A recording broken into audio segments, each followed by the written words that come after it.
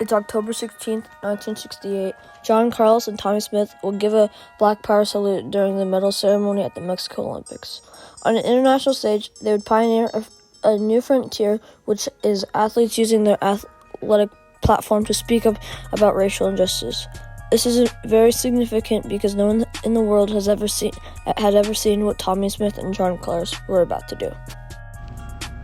Before 1968, an average professional athlete just quote-unquote played their sport and didn't have a voice for what they believe in.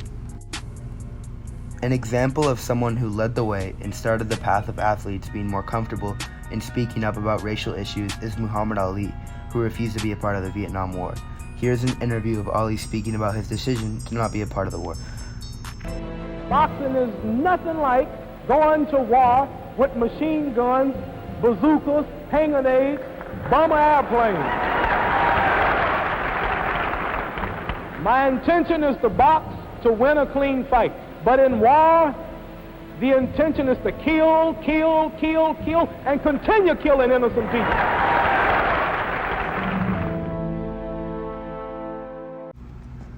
Muhammad Ali is important to mention because it inspired Tommy Smith and John Carlos to stand up for what they believe in. Also during the time, the civil rights movement was happening. Martin Luther King Jr. was the leader of the civil rights movement and was the main reason of the partial end of racism during that time. Muhammad Ali was heavily influenced by Dr. King and wanted to follow after what MLK strived to do. Jim Brown was also a very important person that influenced Tommy Smith and John Carlos. Jim Brown created the Black Economic Union, which used black athletes as important people in establishments of black-run enterprises. He also founded Vital Issues, which helped gain members in prison inmates' life management skills. Two other people who are like Jim Brown are Elgin Baylor and Bill Russell. Elgin Baylor was refused entry into a restaurant in Charleston, so he and his black teammates decided to protest a game held in Charleston the next day. Bill Russell also did what Elgin Baylor did in boycotting games because of refused entry into restaurants. Bill Russell also held one of the first integrated basketball camps after the death of Medgar Evers, which was very controversial at the time. Tommy Smith and John Carlos thought of these people and they helped them protest during the Olympics. It is October 16th, 1968. Tommy Smith and John Carlos had just won first and third place in the 200-meter dash. They were on the winning podium, and then something happened that no one had ever seen before. They raised their fists. Here's an interview clip of Tommy Smith after this historical moment. Tommy, would you explain to the people of America exactly what you did and why you did it? First of all, Howard, I would like to say I'm very happy to have won the gold medal here in Mexico City. The right glove that I wore on my right hand signified the power within Black America. The left glove my teammate John Carlos wore in his left hand, made in art, my right hand to his left hand, also signify black unity. The scarf that was worn around my neck signified blackness. John Carlos and me wore socks, black socks without shoes, to also signify our poverty. And this is the motivation, the symbolism of what you did. Now, do you think you represented all black athletes in doing this? I can say I represented Black America. I'm very proud to be a black man, as I said earlier, and also to have won the gold medal. And this, I thought,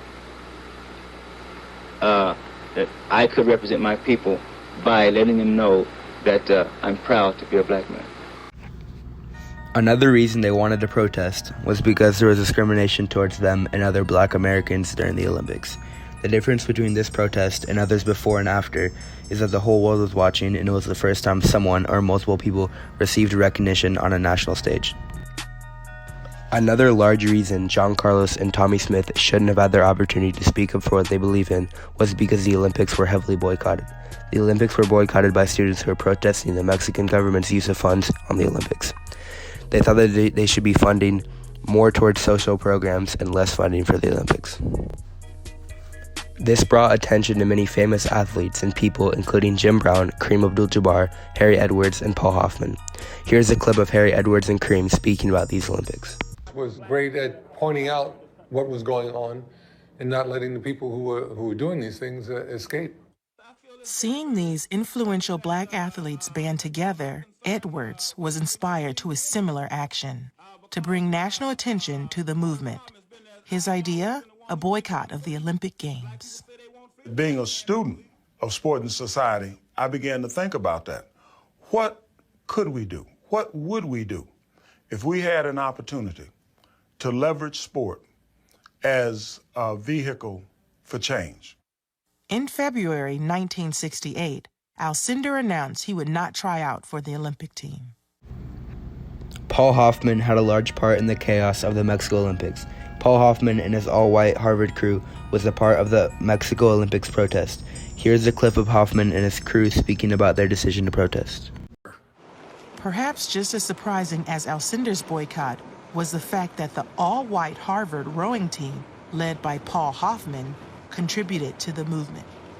When athletes started talking about the Olympics and combining them with the ideals of, certainly the ideals of racial equality, that connection was pretty easy for us to make, and it seemed to be one avenue where we could do something that was beyond just rowing. The 1968 Olympics have gone on as one of the best and most controversial events ever. It affected many lives during the time that it happened, but it affected the future just as much as the present. Because of this historic moment, it changed athletes and the view of athletes forever. What Tommie Smith and John Carlos did helped athletes speak up about racial injustices more, because they had seen others before them do it. One of the most well-known racial activists today is Colin Kaepernick.